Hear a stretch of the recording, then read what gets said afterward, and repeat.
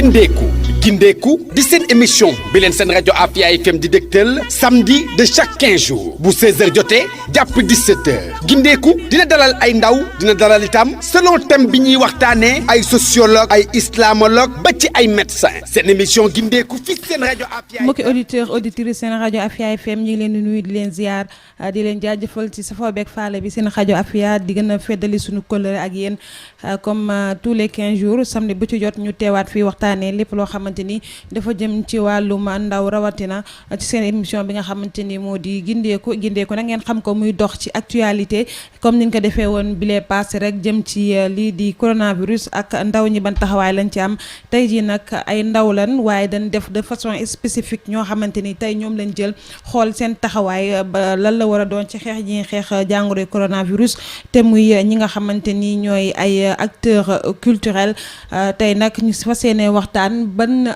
taxawaay la acteurs culturels yi war a am ci xeex bi ñuy xeex lii di jàngoroy coronavirus di si dalal nag kii nga xamante ni moo di Talzmen di rappeur nekk fii ci Grand Yoff Arafat am na keneen it koo xamante ni moom acteur culturel la nekk ci wàllum production ak wàllum théâtre ak yu nu mel Rengo Faya du ñàkk dinañu dab ci biir waxtaan bi lu ñu def rek dul tàmbali ak ki nga xamante ni moo di Talzmen bàyyi ko mu daal di nuyu suñu auditeur salaamaaleykum Sénégal salaamaaleykum Afrique salaamaaleykum Sénégal salaamaaleykum Grand Yoff waaw di nuyu auditeur auditrice rajo Afia FM yëpp tamit quoi di leen ziar di wax ne Talzmen la doomu Grand Yoff artiste rappeur quoi.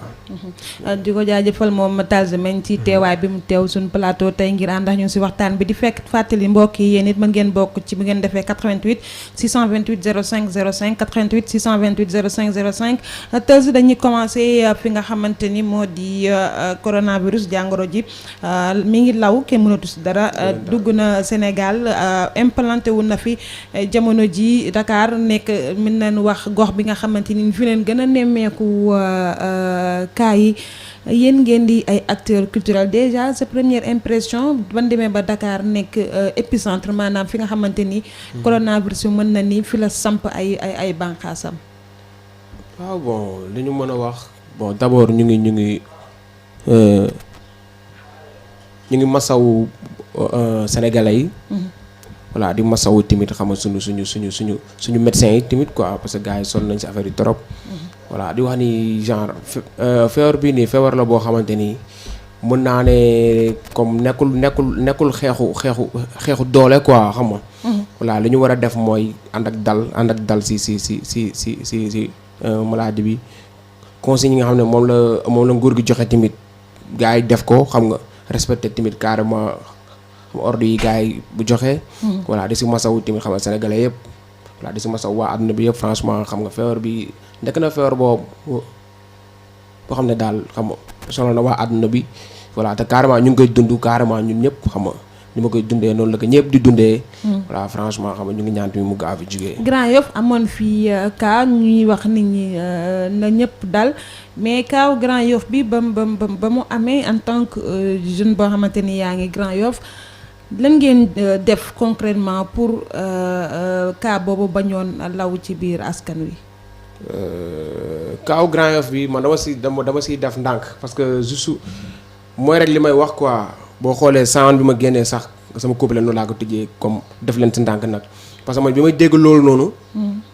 fekkuma fi quoi maa ngi Cambérène mais dama gis information bi genre ma laaj sama ay nit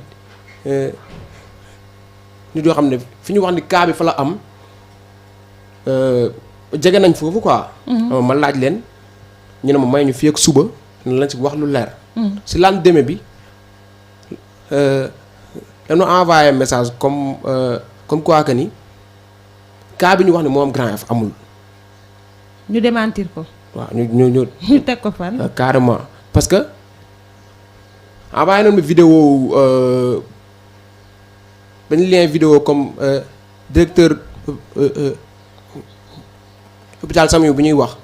moom def na déclaration ne amul benn cas bu ñëw si hôpital bi quoi carrément te xam nga yooyu noonu tamit gars yi dañ ko war di moytu quoi.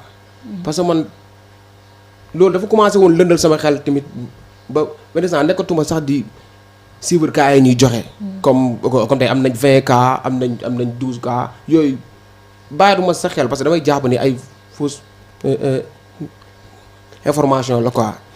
mais ñun lu toll ni coronavirus xajul ci suñu gox yi ñun quoi parce que gis nga Grand Yoff ni ñuy dundee. Grand Yoff ni ñuy dundee dëkkuwaay dafa xat. comme Yëmbal comme Route de Boune comme Thiaroye. Géro bi laay wax en général. feeru mel ni xaju fi. mais nag gars yi bàyyi di joxe ay information yoo xam ne nekkul di lëndëmal xelu askan bi. carrément. man loolu laa sewal aussi. yow ngay artiste rappeur fan yi gis na ni mouvement bi presque gars yëpp yëngu na ndax ku si nekk yaa ngi génne single. ngir sensibiliser si coronavirus yow déjà lan moo la njëkk inspiré ban instant nga toog xam ni yow kat il est temps nga génne single. man moom mën naa ne man maa njëkk a génnee si coronavirus bi quoi. parce que bi may suivre virus bi. ravage yi muy def ci monde bi Chine Italie côté yooyu noonu maa ngi doon suivre information yi quoi mais pare ma woon pour def ci dara boo xoolee sound bi ci def sax dafa ñëw naturellement dañ toog studio di ci débat di waxtaan beatmaker bi job beat bi ne est-ce que duñ def benn son ci coronavirus bi pour sensibiliser population bi carrément. boo xoolee sound boobu nekkul sax sound bu ñu préparé parce que jeudi lañ ñu jox beat bi vendredi lañu dugal couplet yi quoi. carrément mais man dama ñëw exposé carrément ak man ni ma ko comprendre quoi. ni ma ko comprendre parce que gars yi ñu bëri ñu ngi wax genre ndogalu yàlla la wala affaire yooyu noonu man gisoo ma foofu noonu parce que man gis naa beneen aspect bu dul loolu noonu quoi parce que nekkul timit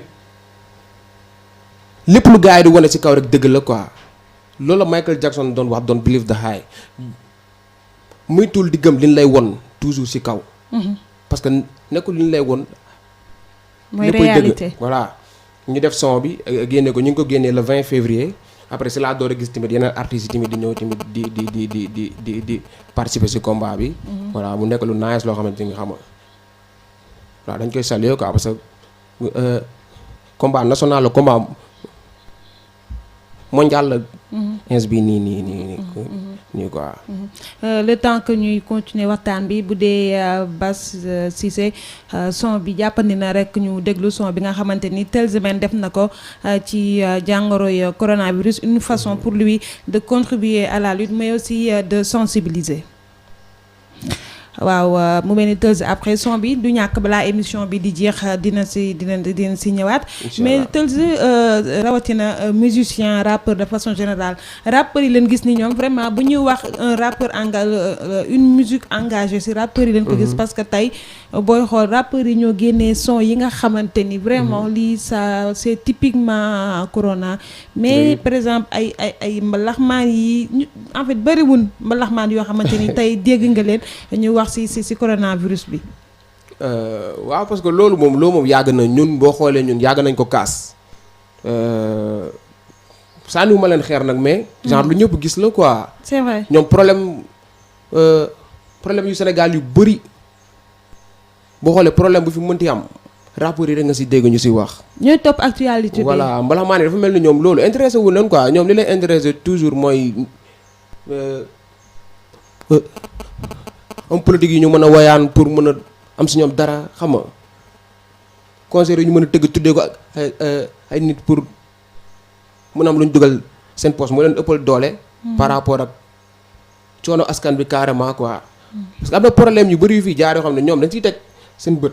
wala da leen di jege dañ koy dund. mais duñ si wax parce que xalaat nan buñ si waxee ñu tëjal leen ay porte wala genre ñi ñuy woyaan.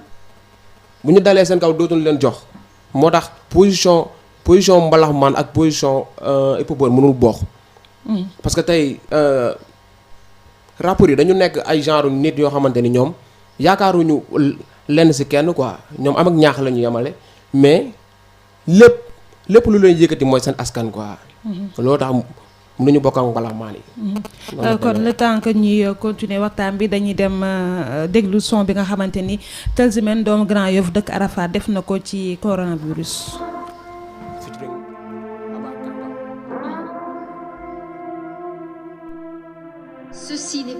test. Ceci n'est pas un test.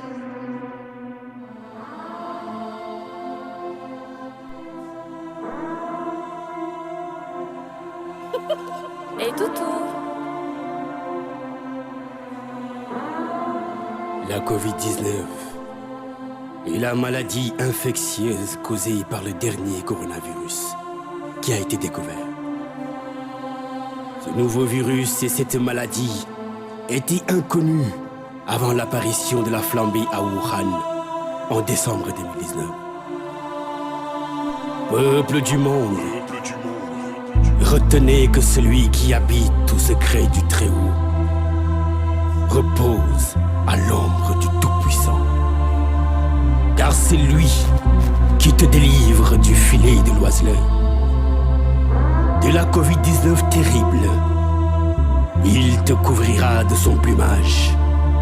Tu trouveras un abri sous ses ailes. déglu leen li xew du jàmm coronavirus biir Sénégal njaay moraali jàmm kenn muccagul bu kenn toog na ñëpp jóg ndeyam suñu gaal gi ñoo ko bokk jàngoro la te day wàlle moo ngi fii jërëjëf médecin yi si jàpp pour jëlee ko fii kaay ma wan la yoon bi ngay jaar mën si mucc sa xol di raxas sa loxo ak saabu te bul si jóg na nga moytu contact fu nit ñi dajaloo te képp ku yaramam dee tàng yóbbu ko hôpital na nga sàmm sa bopp muccal njabootu jàngoro ji ñaata nit lay rey si waxtoog li si toog fi mu toll nag am nañ si quelques cas njortu nañ ne jël na ay matuwaayam suñu chef d'état nañu ñaan yàlla bu mu weesu lii dañu bañ a sàggan nañu takku ndax ñu mucc si balaa la wala mbugal kenn xamul lan la fi mu jóge Chine la ki ko fi indi benn nasaraan la en tout cas foog ñu wàññi coow li te ñu takku ndax ñu mën a jàppale suñu médecin yi. Merci Ceci Abba n'est pas Kanda. un test. Yeah. Ceci n'est pas un test. Alpha Music. Il te couvrira de son plumage. Yeah. Tu trouveras un abri sous ses ailes. def leen si ndànk nag feebar buy sànke nag matuwaay yi mu laaj yëpp hey nañ ko jël na mat jarul tëju sa kër mais na nga sàmm say cër mais nag sénégalais lu mu amul rek lay jéem a xëcc virus la bu ñu yónni si àdduna muy wàññi ki ko fi indi bokkul si ñun kon nañ ko wàññi ñoo ngi conspiré pour ñun ñu toog rek di muñ dañu foog ni ñëppay nelaw am na ñu gëmuñu ay haters lañ ay ennemi lañ ay éliminaati lañ bu dee ni da ngeen di fàtte lu tey rek ma fàttali leen li ngeen mën esclavage yéen la guerre mondiale yéen la léegi ay virus yu ñuy rey rek ngeen di yónnee lan mooy coronavirus kan la suñu maag yi gis soxla wuñ ko suñu dëkk bi doon laay ne gis xeex bi ñun la ak yéen ñun ñoo leen gën een mais nag bataille psychologique ma bamtuwaat ko ak gain na mag yi ñaan sànni ñaan ñu faagagal yi leen nasaraan government ba ngi seetaan ñoom ñëpp si géeju seytaan ndogalu yàlla bëreetul lépp dañ ko pare bro lu ñëw nga ni ndogalu yàlla hey ma ne nga pare go. Ceci n'est pas un Your test. mind, shit.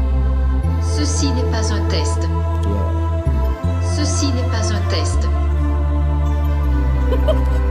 Alpha Music Records. Yeah. waaw son bi li la woon waaw bon mu mel ni benn cri de cœur boo def. waaw benn instant parce que lu ma yàgg métti la quoi parce que yàgg naa suivre carrément ni seen programme yi di doxee genre parce que àdduna bi dafa am nu mu tëddee quoi. parce que boo xoolee avant coronavirus bi am na yeneen virus yu ko jiitu woon quoi. comme yu si mel ni ay vache ay peste. voilà Ebola ak choléra xam nga. grippe espagnole genre yooyu noonu.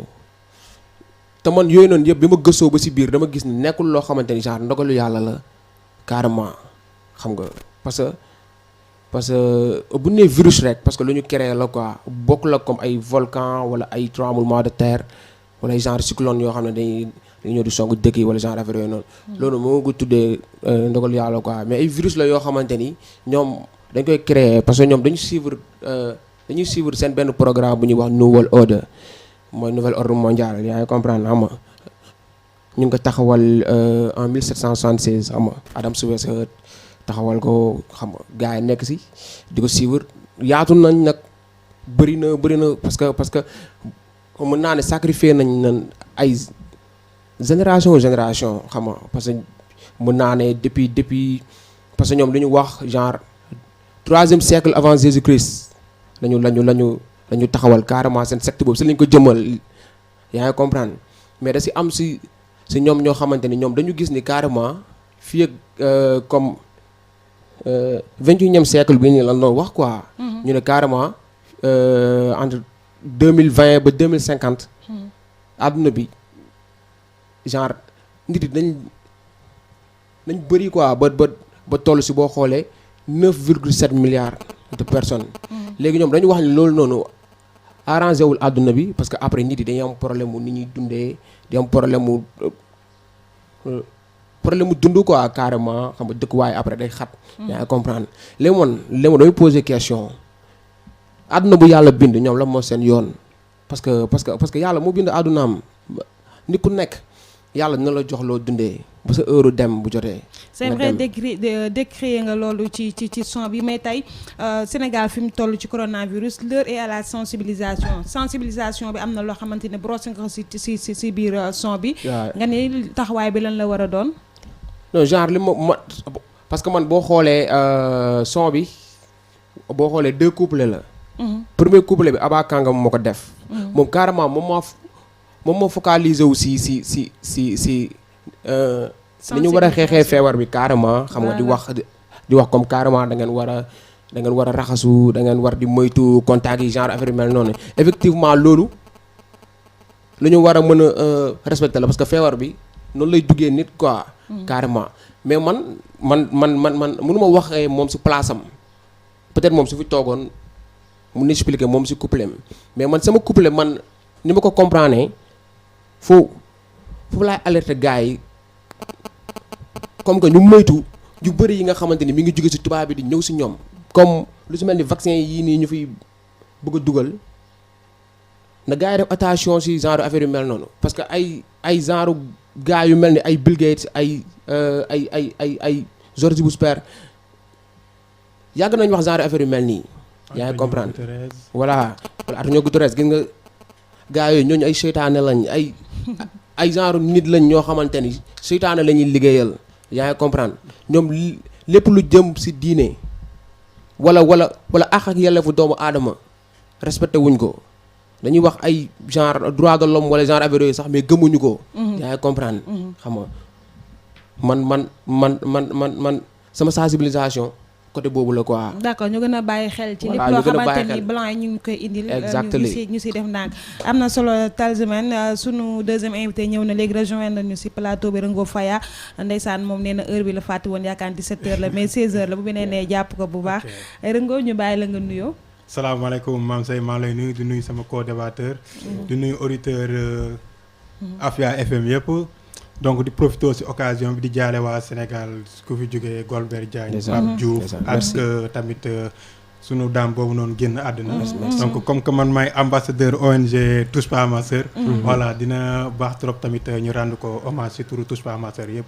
d'accord yow rapidement rek yow c'est vrai yow tamit aussi tu fais du rap da ngay def rap mais wàllum comédie théâtre aussi yaa ngi ci bu baax a baax jamono ji série télévisée yi bari na ci Sénégal presque chaque jour ñu gis série mais jusqu'à présent gisagun benn série boo xamante ni ci biir tournage yi laal nañ ci foo xamante ni dañuy wax wàllum sensibilisation ci wàllum coronavirus est-ce que vous n'avez pas un peu failli yéen artistes comédiens yi. bon actuellement mënuma juger ñeneen ñi parce que du série yëpp laay nekk parce que du tout le temps la ñuy am temps pour seetaan série télévisée yi mais en tout cas man ñi nga entraîné moom ñoom laay ménager muy Paradis Production donc ñuy déglu mën nañ dem YouTube sax ñu tapé Paradis Production TV dinañ gis seen ay œuvres parce que même corona bi ñoom bëggoon nañ ci tourner mais bañ demee ba ma liiree scénario bi xoolaat ko non dama ne jarul ñu koy tourner parce que la plupart comme ni nga ko waxee gars yi comédie foo lañ ko jàppee naa def dara pour nit ñi mën a reetaan ñu am ci ay vues non parce que corona yi boo xoolee lu muy rey en Europe actuellement ngay dégg ay 600 700 démb maa ngi gis en France donc 574 xaw ma 576 morts loo xamante ne moins de 24 heures la donc ñun Sénégal jëlaguñ ko en compte mais su ma gisee yenn artistes yi tam di ci jouer yenn film yi ça me fait mal au cœur parce que ñoom ñooy gën a ñaax sénégalais wane leen ne lii garaawul yaana des Sénégalais yoo xamante ne dañ jàpp ne lii mënulul dara nit ku ñuul borom der bu ñuul bi boo waxee ñu ne fii dafa tàng te alors que tàngaay ak virus bi c'est diamétralement opposé virus bi bakkan la xam donc gis nga lu xew fële ca Wakaam on nous parlait de 8 xaw ma 9 actuellement ñu ngi 29 donc ñu mu njëkke daal ñoom ñu ngi koy tas rek donte am na ñu jot a recensé ba jël leen testé leen mu positif mais amaana am na ñeneen ñu des parce que sunu état itam war nañ ci war a mën a jàppale bu baax a baax créer indiwaat yeneen bus yu bare parce que bus yu fi des donc muy Dakar dem dëkk di bus tataay dafa doyul da ngay xool Mame Seye da ngay def constat gis nga à partir de 19h et quelques ba may ñëw sax sama yaay mu ngi may tooñ mu ne boo guddee dinañ la dóor liif ba nga sonn ma ne ko non fii soriwul taxi rek laay jël mais imagine ñi nga xamante ne amuñu moyen nga jógee ville war a ñibbi Yëmbal ou plan Jaxaay exemple imaginel nga jógee wàcc 16h yow boo jëlee car rapide fu mu lay wàccee Colobane nga wàccaat foofu mu ne la Liberté 6 laa yem nga wàccaat mu ne la fii laa yem donc trajet boobu noonu chaque instant da ngay perdre benn 1h ou 30 minutes léegi boo calculer loolu noonu temps boobu noonu ñuy perdre nga xamante ne nit ñi xoolatuñu sax virus bi mais ñi ngi calculer policiers yi leen war a dóor suñu force de sécurité et de défense mais yenn acteurs culturels je pense que ni foofu ngeen war a mën intervenir par exemple si ay sketch ngeen véhiculer loolu wan autorité ni kat c'est ça le problème ñoom ñu mën a xam pour mën a indi ay solution mais bu dee da ngeen limité wu rek ci def ay sketch am na yoo xamante ni jot naa ko gis da ngay gis nit ku jógee bitim réew sax ñëw ñu ni kii dafa am corona ñëpp daw comme si on voilà ñu diaboliser nit yi voilà di leen di saboter alors actuellement que c'est sérieux nekk loo xamante ni quand même dañ ko war a reetaanee acteurs culturels yi aussi foofu vraiment effectivement li ngay wax nii donc ñun jéemoon nañ ko def mais malheureusement fu ñu taxawoon di filmer donc force de l'ordre dañu fa fekk dàq ñu pourquoi parce que dañu tere rassemblement te ñun ñu ngi doon filmer ci mbedd bi doon sensibiliser dem ci garage yi donc di tourner suñu film mais nit ñi dañu fa fekk ñëw di seetaan alors que loolu rassemblement la tombé woon nag ay force de l'ordre yu doon kii donc ma ciy jaajëfal waa Paradis mais Pro TV pourquoi pas à huis clos parce que am na son yoo xamante ni ay rappeurs def nañ ko mais son bi buy commencer je crois bu dibbi la dañuy def ni vidéo bi ñi ko def ñëpp seen i biir kër lañ ko defee ku nekk sa kër nga toog def sa vidéo envoyé comme télétravail lañ wax instant yi ñëpp ci la nekk bi nga remarqué sax rajo Afia tey fekkoo leen fi kenn ku nekk toog sa kër nga def sa tournage envoyé ngeen ko le morceau yi pourquoi pas. ñu ngi koy def même man boo duggee sama compte YouTube Faya TV donc di nga gis yu ay vidéo yu bari sama kër laa ko defee donte gars yi ñu ngi ma naan tapet nga pourquoi doo gën sur le terrain léegi laa mais toujours ñun du ñu tee di ñaax population bi même si groupe WhatsApp yi Facebook YouTube réseaux sociaux yëpp fu ne la ñuy dugg donc di partager wu ak nit ñi. donte amaana ñu ngi recevoir nag ay insultes ay menaces de mort du ñàkk waaw mais teewul ñun dañuy ànd ak sunu ngëm-ngëm donc doon ay patriotes nekk ay bayfaalu askan bi toujours di sensibiliser ba ci torture bu ñuy torturer population bi ñun ñu ngi ciy wax di ci interpeller sunu sunu gouvernement pour ñu réagir parce que sénégalais dem nañu ba léegi xeexatuñu corona mais force de l'ordre yi la ñu ragal. alors que loolu moom moo nekk danger numéro 1 ci population bi. marché yi à partir de 16h la ñu wax li ñuy tëj marché yi mais léegi boo demee 16h ci marché yi day fees dell nit ñi di tàncaloo xam nga ñooñu psychologiquement xamuñu lan mooy virus bi. ñoom nañ jënd lu ñuy jënd balaa ñuy tëj marché bi balaa 19h di jot tamit ma dajeek force de l'ordre yi ñu dóor ma. donc loolu noonu tam suñu autorités yi ñoom seen bopp ñoom ñoo war a financer comme jeunes yu mel ni Paradis Production ñoom ñu ngi tourner ay film mun nañ leen financer donc jox leen autorisation ñu mun a génn wàcc sur le terrain defar ay film baaxee ko askan bi.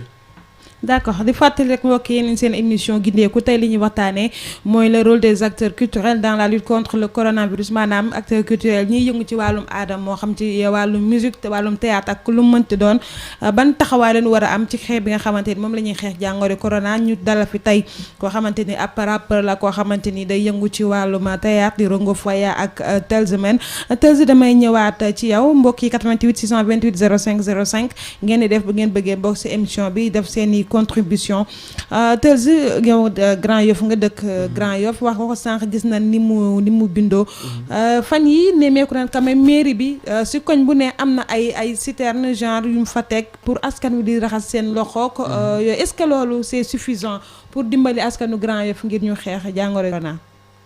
waaw man moom mën naa ne bépp moyen bu ñu mën a ñu mën a débloquer rek. nañ ko def quoi bu ñu xeeb dara. bu ñu xeeb dara quoi parce que feebar bi man boog li ma gëm mooy ndimbalu yàlla rek moo si muccal nit quoi. parce que tey su fekkee dañuy wax comme genre comme ay foog ngay seet genre affaire yu mel noonu am na ñoo xamante ni dal na leen te ñooñu jegewuñ sax lu tilim quoi carrément comme par exemple gis nga reenu Allemagne bi gis nga premier ministre kii française bi gis nga man Sénégal bi mais mooy moo tax ñu naan nañ éviter contact yi parce que saltewul mais peut-être ak koo xamante ni dafa am jàngoro ji moom mais daf si bokk si facteur yu kay si loolu laay wax maanaam na gars yi tamit di respecter xam nga tamit di moytu quoi xam nga maire Grand Yoff li muy def noonu tamit xam nga maa ngi koy saluer voilà mu nekk lu nice mais pour man faute bi yëpp si gouvernement bi la tamit quoi. ci naka. non parce que feebar bi njëkkeewul Sénégal. Chine la déparé. après dem na rabat si yeneen dëkk yi comme ay Italie France affaire yooyu noonu. moment boobu noonu lan moo leen tere woon ñu tëj. frontière yu dëkk yi. carrément mais dañu bàyyi ba virus bi duggoo pare ñuy door a def ay médecin après de la mort affaire yooyu noonu. te ma dolli lépp mënoon na ñaax quoi. donc sunu 13 doom yi nga xamante ne ñoo nekkoon fële sa Chine Wuhan dañ ne woon dañ bëgg ñibbisi fii nii Sénégal. actuellement sax ma leen di saluer au passage ñoom ñoo ñu gën a nekk ci sécurité. parce que Chine bon donte mort yi tàmbaliwaat na sax. mais demoon nañu ba feebar bi commencé woon jeex ba yenn hôpitaux yi dañ ko tëjoon. mais ñoom bañ ne dañ bëgg ñibbisi fii nii Sénégal état bi dafa ne amul moyen pour jëli leen parce que il faut avion médicalisé. mais imaginez Pape Diouf.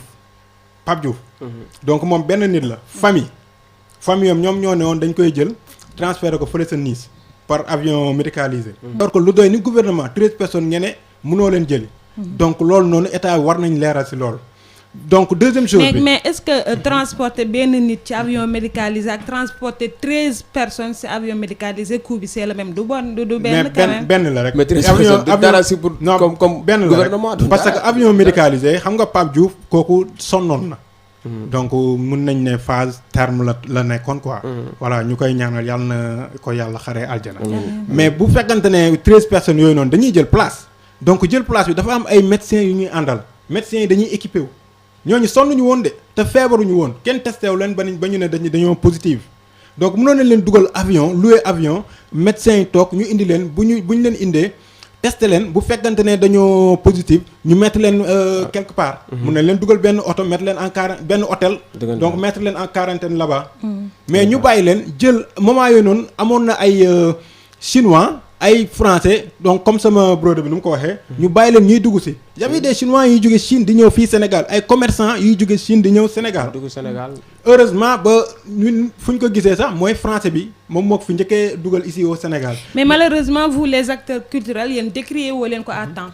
yéen xaar ba affaire bi. boo tapé Faya TV YouTube di nga gis ne yàgg nañ ci wax ñun ba Sénégal amee benn cas français bi si lañ génn commencé di artu ñu am 2 cas. teewul ñu ngi gën di artu ba barki Demba Ndiaye am na ci benn militaire bu ma contacté sax donc ma koy saluer au passage kii la nekk ASFA.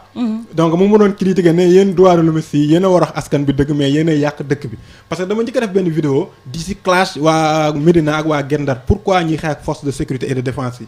ma defaat si ñëw. waaw ma defaat beneen vidéo donc moom mu ngi ma ci attaqué donc di ma xas quoi ne ñun ñoo yàq dëkk bi sama gayen la nag.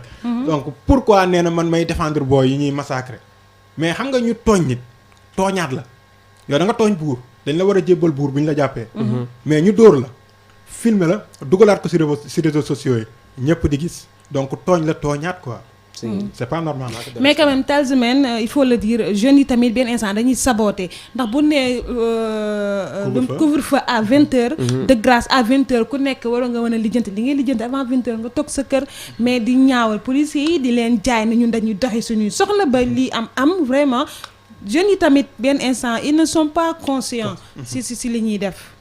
non yenn yi tayef laa ko mun jàppee quoi.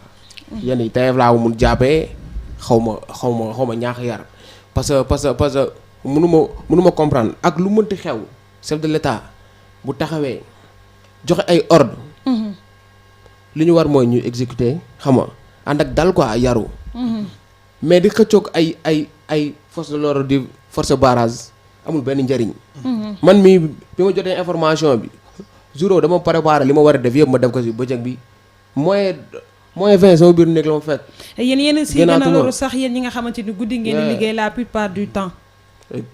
loolu la quoi nag gars yi tamit am yar ba pare population bi tamit respecter force de l'ordre yi. surtout force de l'ordre yi tamit di dawal yërmande parce que tamit sama grand bi li mu wax léegi naayisul tamit quoi jàpp ni di ko dóor a pare di ko filmer di ko dugal si YouTube bi ñoom nañu xool ñoom bu doon ñoom la quoi ñoom nañu taxaw ñoom place booy yooyu noonu ñuy dóor di leen filmer quoi di leen dugal si YouTube bi. voilà am na yoo xam ne du yoon quoi. mais booy tamit li leen wax mooy nañu arrêté di manquer de respect force de l'ordre. man loolu mosuma si ànd. mosuma si d'accord quoi. vraiment xeex corona aussi bokk na ci loolu ñu respecter force de l'ordre parce que quoi qu'on puisse dire ñoom sunu santé la ñuy aar. au-delà de notre sécurité mais sunu santé la ñuy aar. tey ñoom bu ñu jëlee ay mesures nii à 20h na ku nekk toog sa biir kër wax dëgg yàlla defuñu ko ci nii rek au hasard parce que yàgg dañ ñuy bàyyi ñuy doxi suñu soxla ba heure bu ñu neex.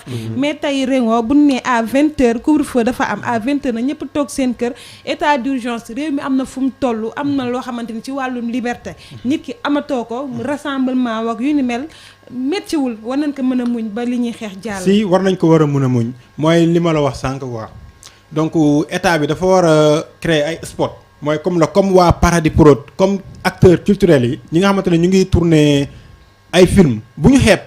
donc kenn ku ci nekk am nga sa public. nañ leen financer ñu génnee ay œuvres. donc ñu am accès ci télé yi.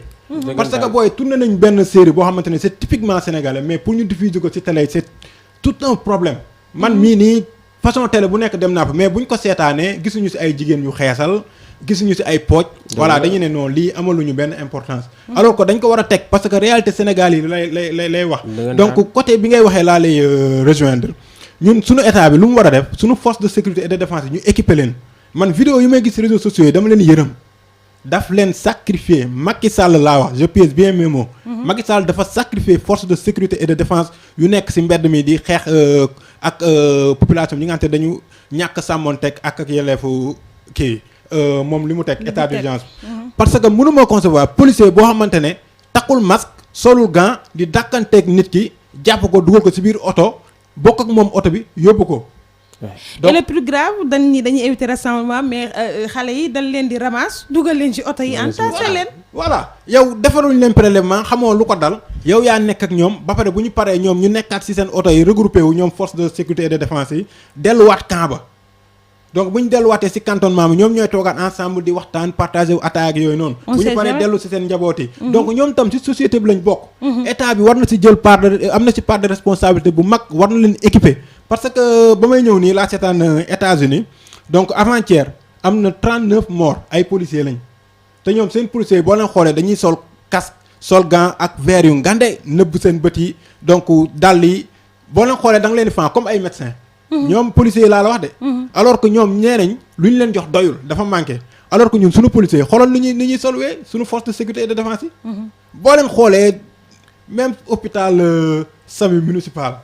wax dëgg fa yàlla non yaa ngi tagg Madiop donc le maire de la commune de Grand Yoff. en fait tagguñu ko mais quand même dañ gis ni vraiment ni def ay jéego yu am solo. parce que boo ma duggee li muy def yemalewu ko Grand Yoff yëpp dafa dem dafa dem ba Patte d'Oie dem ba Parcelles mu nekk une chose à saluer. xam corona moom du Grand Yoff rek. boo fa demee ba gis personnel bi suñu ñuy liggéeyee donc yow da nga naan ñii est-ce que ñoom ñi nga xamante ne ñu ngi yëngu ci wàllum santé sëgëm ñoom ñoo conscient wul ci feebar bi non ñun population bi nu ñuy def.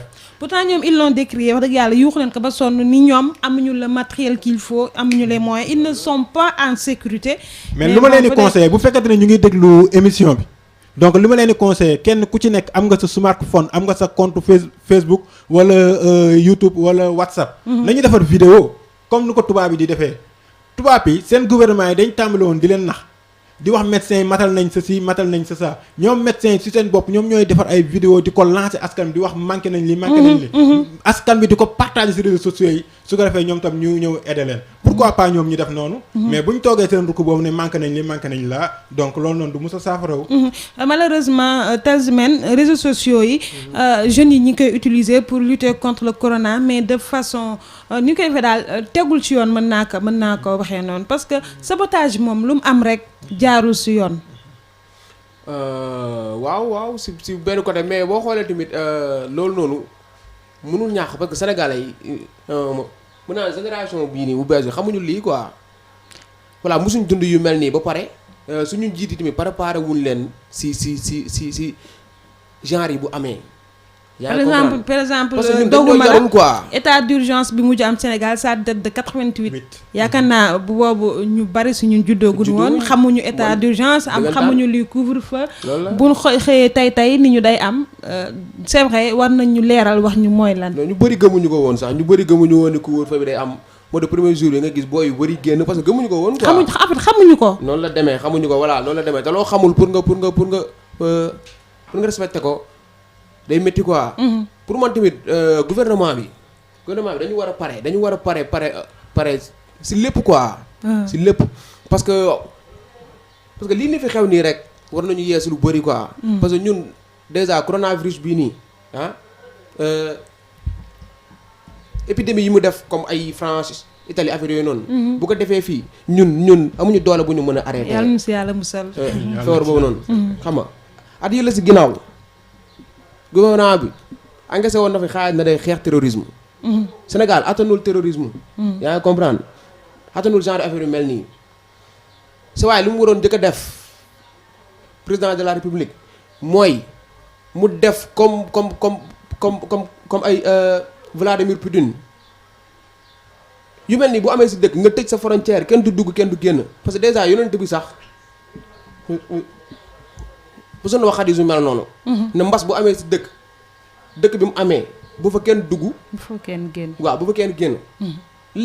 léegi ñu xaar ba benn français indi ko fi ñëw fii ñu faj ko ba mu wér mu delluwaat dëkkam man kooku espion laa ko mën a jàppee man kooku dama jàpp ne moom daf fi ñëw uniquement. pour mais est-ce que xam nga mënuñu accuser français boobu ni moom moo fi tas kii bi jàngoro ji ndax tamit bu ñuy wax vraiment moodu yi bu ñuy wax moodu yi tey ñoo tasaare jàngoro ji parce que ñoom ñoo nekk en contact avec la population. c'est ça kan jaaree ana frontière town bi frontière dëkk bi ana moom. c'est que ñun problème dirigeant la ñu am ñun. suñu jiiti pare wuñu sax pour ñun sóoraale wuñu sax barki yaa Rasulullah balaa ñoo comprendre carrément Sénégalais ñu ngi souffrir coronavirus bii nii dal jabaram wala mu dal doomam wala mu dal ko moom mu door a xam carrément li population bi di dund.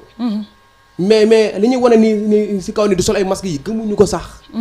li jënd wuñu sax bokk waa. di fàttali mbokk yi seen émission gindeeku tey li ñuy waxtaanee mooy le rôle des acteurs culturels bu ngeen déggee li muy waxee ngeen xam ne acteur culturel la rapport la c'est normal engagement moom yaakaar naa yàgg na si rapport mën ngeen def 88 628 05 05 88 628 05 05 ngeen mën a bokk si waxtaan bi nga ngoo acteur culturel nga bu ne culture am na loo xam tamit si culture la bokk sàcc naa fenn ñun ma da ngay def taekwondo mosuma ko xam waaw bon dem la ma benn nit woo macha allah si poste yi nga def mu gis que par la suite xam nga mu contacté ma maam ça va que da ngay def taekwondo tey ñu gis nii ñu def parenthèse sport bi lépp a tàggatee bi ñoom ñoo njëkk subir lii di les conséquences du coronavirus parce que championnat yi ci début ba lan tëj yëpp Sénégal ñëw aussi la même chose benn compétition amatul yow nga nekk ci wàllum sport aussi di si yëngu.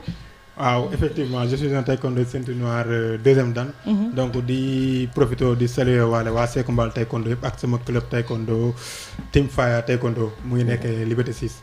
bon en fait côté sport bi ñu ngi doon préparer sax teg benn comité laay wax benn genre comité bu ndaw xool naka la ñuy def pour xeexal sportif yi. comme ni ko waxee yéen fasoo leen nag ci xeex bi. effectivement parce que actuellement yow yaa ngi wax côté compétition de mais man dama xam ay maître salle yu nga xamante ne defuñu woon lenn lu dul taekwondo di encadrer ay jeunes. xam nga ñooñu ay acteurs de développement lañ. xam naa si donc actuellement bu fekkante ne état bi dafa ne toog leen seen kër bàyyi rassemblement fédération sénégalaise bu taekwondo muy Ligue de Dakar di ministère des sports ñoom ñëpp dañu ne sportif nañ dakkal lu ñu doon def. waaw léegi ñëpp bàyyi nañ li ñu toog seen kër yi. acteurs culturels yaa ngi gis ministre de la culture Youssou Ndour dem na ba xeexal leen. donc ñoom ñu ngi leen di recenser pour xool naka leen leen di jàppale. mais ministre des sports moom gisaguma ko mu teg benn acte pour sportif yi. alors que ces taekwondoïstes là ces karatéka judoka Bobinam Viet Vo Dao ñu nga xamante ne ci salle la ñu yoroon donc di si suturlu actuellement ñoom ñëpp ñu ngi toog di xaar. am déggaguma leen wala dañu bëgg bàyyi ba nit ñi dem ne yuuxu wu yaayoo ñu doog a génn man si je comprends bien état bi. avant ngeen di woo état yéen lan ngeen def comme contribution lu concret. mooy comité bu ma la wax il faut que ñu kaas parce que état yi moom moo ne ñu toog suñu kër donc boo nee nit ki toogal sa kër. war nga ko war a mun jàppalee dara. dëggantaan boo warloo bàyyi ba mu toog ne kët na joon ba mu yuuxu wu yaay nga doog a ñëw naan ko lan la moment yii nga ko war a jàppale. donc ñun ñu ngi toog di xalaat naka la ñuy def ba dem xool ministre des sports donc waxtaan ci ak moom. mu xool naka lay sàmmante ak dige yu état bi wax nii. parce que man si je comprends bien état bi moom bëgg na nit ñi dee ci ay torture force de sécurité et de défense di leen dóor di leen torturer. pour mu toog naan ñaw di ngeen toog seen kër yi. bëgg na nit ñi dee ci tàncaloo bi ci marché wala ci oto yi mais bëggul nit ñi dee ndax coronavirus xaw ma ndax comprendre nga fi may waxee. donc moom mesure yu muy jël pour coronavirus bi yëpp teg na ko teg ay barrières am bëggul. Opinion internationale bi dégg ne Sénégal tant de personnes dee nañ moom bu sañoon loolu la ñuy ñaan yàlla sax mu yem ci ñaar ñii. loolu la ñuy ñaan yàlla na ko fi yàlla yemale. ñu feebar ñëpp ñu wër. donc pour ëllëg bu demee au niveau international ne man de maîtriser woon naa ko lii moom moo kii sama dëkk. alors que nit ñi ñu ngi souffrir ci suuf père de famille yooyu dañu war a fay électricité dañu war a joxe dépense dañu war a fay ndox donc fay location yooyu noonu yëpp ñu bàyyi seen lépp toog. donc loolu noonu war nañ ci wax te lu mat a wax la quoi mais compétition internationale affaire yooyu noonu niveau international ñëpp arrêté quoi actuellement. même donc, national international. voilà ñëpp arrêté quoi. comme national. voilà donc il faut que mu ñëw retourner wu donc xool acteurs yi waxtaan ci ak ñoom ñu xool naka lañ leen di jàppale financièrement. man actuellement sama combat ci loolu pourtant ban tegee comité de riposte pour la lutte contre le corona gis nañ waa CNG de lutte ñoom promoteurs yi def nañ délégation dem seeti ministère de la santé waxtaan ak moom dem seeti ministre des sports pour moi waxtaan ak moom ci nan lañ mën a xeexee jàngoro corona mais lu tax yéen ngeen di xaar nguur gi ñëw lu tax yéen demoo leen fekk leen ngir mën a waxtaan ak ñoom dans ce cas ñoom dinañ xam lan lañ leen di proposer mais bi ngeen toogee rek di xaar quand même xam nga ñun dañu nekk ci kuréel boo xamante ne donc fédération ligue ci dañu affilié ci fédération ñun dañoo affilié ci ligue affilié ci fédération comprendre bu ko fédération deful ligue bi defu ko ñun acteurs yi mun nañ sol suñu daal defal ko suñu bopp loolu moo tax ñun xaar nañ leen depuis boobu ba léegi waaw depuis mars ba léegi nii jéemuñu réagir ñun dinañ jéem a réagir dem seeti leen. D'accord. Voilà. Une manière de contribuer à la lutte. Effectivement. Juste pour contribuer suñu façon donc ñu xool tamit naka la ñuy jàppalee gars yi parce que gars yi sonn nañ man damay defar ay vidéo YouTube dañ may balancer ay vidéo di ma expliquer ñoom seen ay problème pourtant démb boo dégloo discours njiitum réew mi ci 1000 milliards yi mu wax dëgg yàlla faram fàcce naka lu nekk fu nekk la fan la war a dugg am na ay koppar yoo xamante ni ñu ñaan yàlla rek koppar yoo disponible yu mu dig askan wi ngir jàppale leen si xeex jàngoro corona di ñaan yàlla rek show comme nu mu ko yàgg a defee show politique politiciens yàgg nañ si bu problème amee ñu profité si pour def seen show quoi mais man li ma ko doon digal lu simple la pour mu 1000 milliards yi ñuy wax pour ñu am ko dinañ ko am ba ëppale ko bépp mbindeef fii Sénégal boo xamante ne poste politique moo taxoon ngay recevoir salaire actuellement jot na muy nga nekk maire di ministre ou député extra yeneen ak yeneen jot na salaire bu ñu la doon jox mu dakkal ko donc politique du métier kenn ku ci nekk laata ngaa nekk ministre am na lu nga doon liggéey demal nga continuer di liggéey loolu noonu xaalis bu ñu leen daan jox ñu jox ko askan bi doone nit ñi toog leen seen kër ba pare te doo leen jox lu ñu dundee c'est impossible.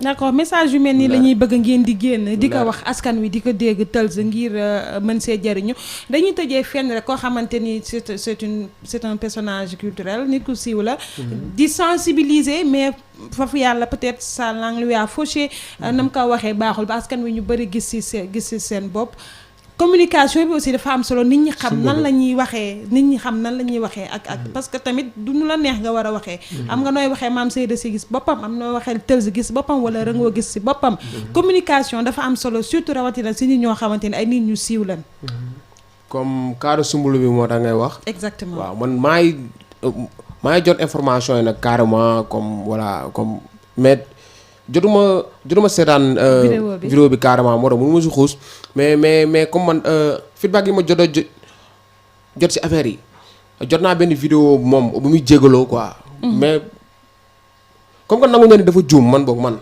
si li ma jàpp comme que moom nangu na ni def na erreur dafa juum pour man war nañ mën a tourner la page quoi xam nga mais Mame Seye daal si leneen quoi Mame Seye émission boobu en direct la wala du en direct ngonal du en direct en différé la lu ñu tourné ba pare la ay monteur monté waat ko ñu door ko dugal ci biir télévision bi donc monteur waroon na ci mën a seppi loolu noonu mais buzz la ñu bëggoon pour seen émission moo tax ñu sacrifier ko man Soumboulou tontu ma ko donte man am naa ay parents yow samay parents kaw ga lañ jógee ñëw town non moom sax kaw ga la waaw man très bien man tontu wax si quoi ok man tontu ma ko te du ma ko tontu parce que perdre nañu Sénégal perdre nañu 2 jours et demi yoo xamante ne ci ay waxu ñàkk fayda lañ doon wax ci réseaux sociaux yi alors que ñun feebar bi chaque jour mu ngi gën di yokk kaa yaa ngi gën a yokk Sénégal mais ñoom ñu ngi focaliser wu ci ay waxu ñàkk fayda koo xamante ne yow du professionnel ci wàllum média donc koo xamante ne yow est-ce que def nañ casting sax bañ koy jël xool nañ taaram njool na am na ay ans down bi baax na ñu jël ko teg ko ci télé bi xam nga muy wax di waxee nu mu ko neexee sénégalais tamit au lieu que ñoom ñu yéegal seen mentalité am esprit de dépassement mais ñu topp ci loolu noonu réseaux sociaux yi man damay gis ay pas sax di ko tontu ne ñun ay kaw lañu lii ak laa mais ça n'a pas de sens perdre nañ 2 jours et demi yoo xamante ne ñu ngi nekk ci réseaux sociaux di wax ay waxu dof nañu bàyyi Soumboulou ngir yàlla ak yonent bi li mu wax garaaw na garaawul ça n'engage que lui donc képp ku set doo ko tontu man pour man tontu ma ko parce que man xam naa ne li mu wax noonu man du ma ko def ku ma xam du ko def peut-être qu'elle voulait juste sensibiliser mais très bon bien peut-être façon bi mu waxee ko xalaatee noonu la ko erreur de communication la ko gars yi comprendre dañ ko bàyyi quoi voilà dañ bàyyi wax ji te sóobu concrètement ci xeex bi fexe ba feebar bi jóge fi ba faaw Covid-19 mooy raaj bi waxtu bi jot na ñu bàyyi la nga tàggoo dëggantaan waaw maa lay bëggee di la ziar voilà di bëggee tamit sama grand bi ma dendal voilà kii voilà di la respecté bu baax a baax voilà di respecté waa rajo Afia bi yëpp. message bi pour xeex jàngoroy corona. waaw ñu gën a vigilant rek gën a vigilant man ci sama côté li may wax mooy pexe tubaab yi na si gars yi bàyyi xel ñu moytu carrément ba pare tamit xam nga respecté consignes yi gouvernement bi joxe. nañ ko respecté. couvre-feu bi mu ngi continuer heure bi bu jotee na leen fekk seen biir gàllee. parce que tamit xam nga gouvernement bi li ñuy xeex nii tamit. pour ñun la xam nga. donte tamit ñi ngi def ay affaires yoo xam ne gëmuñu ko mais ñun tamit nañu aar suñu bopp ñun. voilà loolu laa am lu ma siy wax. jaajëf bro ñi lay jaajëfal si sa disponibilité vraiment xam naa ni samedi moom ku ne xam na ni day xat surtout si acteurs culturels yi mais def ngeen le sacrifice pour ñëw teew seen rajo Afia Rëngo ñu bàyyi la nga nuyoo xam naa yow mu xaw na gàtt ak retard bi nga accusé mais di jégalu auditeurs yi rek parce que waa Paradis Pod pare woon nañu indi caméra ak yëpp ñëw pour ñëw parce que jot nañ fi def ay émissions yëpp dañ ko filmer woon quoi voilà pare woon nañ pour filmer ko mais ba nga ma woowee téléphone dama tiit ba dama leen woo téléphone ma ne jaratu ko quoi ma daw si ñëw mais tamit di gën a ñaax sénégalais yi voilà nañu vigilant donc ñu conscient loolu moom moo ci ëpp solo quoi ñu bàyyi xam nga 19h jot na wala 16h jot na dañuy tëj marché bi xaaral ma daw marché ñëwaat loolu moom mooy indi rumbulement bi donc nit ñi tamit bu ñu wàccee liggéey distance bu ngay dem soriwul Liberté 6 Grand Yoff soriwul mun naa ko dox dama koy dox man mii nii di wax ak yow ouvrier la électricien bâtiment lay def mais imagine toi Mariste Liberté 6 dama koy dox